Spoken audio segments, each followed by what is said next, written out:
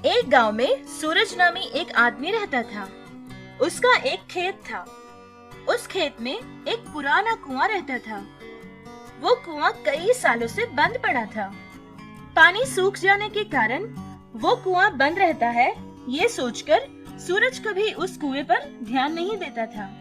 कुछ दिनों के बाद सूरज का पिता बीमार हो गया। मरने से पहले उसने अपने बेटे सूरज को बुलाकर कहा, देखो बेटा, हमारे खेत में जो कुआं है वो कोई मामूली कुआं नहीं है। हमारे पूर्वजों की दी सारी दौलत है। तुम बात पूरी करने से पहले ही सूरज का पिता मर जाता है। सूरज को समझ नहीं आया कि उसका पिता उससे क्या कहना चाहता था।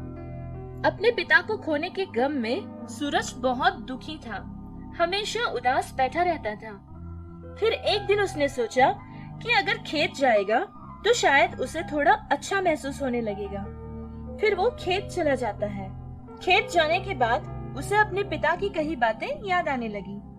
उसने सोचा कि उस कुएं में आखिर है क्या, ये बात पता लगाएगा। फिर वो भागता हुआ उस कुएं के पास जाता है और देखता है कि वो कुआं बहुत बड़ा था। उस पर 2 लोहे के दरवाजे भी थे, जिस पर एक बड़ा सा ताला जंजीरों से बंधा हुआ था। सूरज को ये बात समझ नहीं आई कि एक बेकार से कुएं को ऐसे क्यों बंद करेंगे। उस कुएं के बारे में जानने की बेचैनी सूरज के अंदर बढ़ती गई। फिर वो एक बड़ा सा हथियार लेकर उस पर लगे ताले को तोड़ देता है और उसके दरवाजे भी खोलकर कुएं के अंदर देखता है। कुआं तो पानी से बिल्कुल भरा हुआ था। उसे समझ नहीं आया कि ऐसे कुएं को आखिर बंद करके क्यों रखा था। उसमें तो कोई पैसा या कोई दौलत नहीं है। ये सारी बातें सोचता हुआ वो अपने घर वापस चला जाता है। पिताजी ने आज से पहले मुझसे उस कुएं के बारे में कभी कुछ नहीं बताया था, लेकिन जब बताना चाहते थे तो वो बता ही नहीं पाए और मुझे छोड़कर चले गए। मुझे कुछ समझ नहीं आ रहा है कि आखिर उस कुएं में ऐसा क्या है। किसी भी तरह मुझे पता लगाना ही होगा। वो रात उसे नींद ही नहीं आ रही थी। उसने सोचा कि फिर से अगर वो उस कुएं के पास जाकर देखेगा तो शायद उसे कुछ पता चल सकता है। वो फिर से उस कुएं के पास चला जाता है। फिर उसका दरवाजा खोलता है, लेकिन पानी के सिवा उसे उसमें कुछ नजर नहीं आया। निराश होकर वहीं बैठ जाता है। आसमान की तरफ देखता है कि चांद और तारे बहुत ही चमक रहे थे। उसने फिर से कुएं में देखा कि उनकी छाया पानी में नजर ही नहीं आ रही थी। ये देखकर उसे शक होने लगा। उसने सोचा कि कुएं के अंदर जाकर देखना पड़ेगा। फिर वो उस कुएं की सीढ़ियों से अंदर उतरने लगा। जो पानी उसकी आंखों को नजर आ रहा था वो तो उसे छू ही नहीं रहा था। सूरज पानी में उतर गया था, लेकिन वो बिल्कुल नहीं भीगा था। हैरान होकर इसी तरह वो नीचे तक चला गया। ये सब जादू की तरह लग रहा है। और ये पानी भी कोई जादुई पानी है। आखिर ये कैसी अजीब जगह है। ये कहता हुआ वो कुएं की गहराई तक चला गया। अंदर बहुत ही बड़ी जगह थी। सोना, जेवर, हीरे, मोती उसमें भरे हुए थे, जिसे देखकर उसकी आंखें चमकने लगी। उन्हें देखकर ऐसे ही कुछ देर के लिए सूरज खड़ा हो गया। इतनी दौलत! क्या ये सारी दौलत मेरी है? आज तक ये बात पिताजी ने मुझसे कही क्यों नहीं थी और हम इतने गरीबी में जी क्यों रहे थे।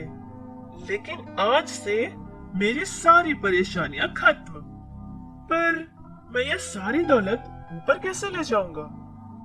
उसने सोचा कि किसी भी तरह वो सारा माल और दौलत अपने घर लेकर जाएगा। हर रात थोड़ा थोड़ा ले जाएगा, ये सोचकर एक बड़ा बर्तन लेकर फिर से उस कुएं के पास चला जाता है और कुछ जेवर और गहने उसमें डालता है। ऊपर की तरफ आने लगा। पानी से जैसे ही वो ऊपर आया था, वो सारा सोना और गहने बर्तन से गायब हो गए। सूरज ने देखा कि वो बर्तन बिल्कुल खाली था। वो भागा भागा ऊपर आया और कुएं के पास बैठ गया। आखिर ये हो क्या रहा है? कुएं में इतना सोना दौलत, इतना बड़ा खजाना है, लेकिन किस फायदे का? मैं तो चवन्नी तक भी ले जा नहीं सकता। शायद पिताजी को ये बात पहले से ही पता थी, इसीलिए उन्होंने मुझसे कुछ नहीं कहा था और उनकी जिंदगी ऐसे ही खत्म हो गई। लेकिन मैं उस खजाने को किसी भी तरह हासिल करके रहूंगा। फिर वो सोचने लगा कि कैसे उस खजाने को हासिल करे। हर दिन उसी कुएं के पास बैठा सोचता रहता था। कितना सोचने के बाद भी उसे कोई रास्ता नहीं मिल रहा था। रात दिन बस उसी कुएं के बारे में सोचता रहता था। सारा समय उसी के पास बिताया करता था। गांव के सारे लोग सूरज की ये हाल देखकर समझ रहे थे कि अपने पिता को खोने के गम में सूरज की ऐसी हालत हो गई है। सूरज ने नींद चैन छोड़ दिया था, खाना भी नहीं खाया करता था। फिर वो सोच सोच कर बीमार होने लगा। सूरज ने ये सोच लिया कि वो कुएं के बारे में फिर कभी नहीं सोचेगा और उसने खेत का काम शुरू कर लिया। दोबारा कभी फिर वो उस कुएं के पास नहीं गया। कुछ दिन गुजर गए। उसने एक अच्छी सी लड़की से शादी कर ली थी। सूरज को एक बेटा भी हुआ था। उसकी जिंदगी बहुत खूबसूरत हो गई थी। अपनी पत्नी और बेटे के साथ सूरज बहुत खुश होकर जीने लगा। उसका बेटा 8 साल का हो गया था। सब कुछ बहुत अच्छा चल रहा था कि अचानक उसके बेटे की तबीयत खराब हो गई थी। डॉक्टरों ने कहा कि उसके इलाज के लिए बहुत पैसा खर्च होगा, लेकिन सूरज के पास इतना पैसा नहीं था। सब लोगों से उसने मांगे थे। बहुत कोशिशें करने के बाद भी वो बेचारा नाकाम हो गया। फिर सूरज की सोच उस कुएं के पास ही गई थी।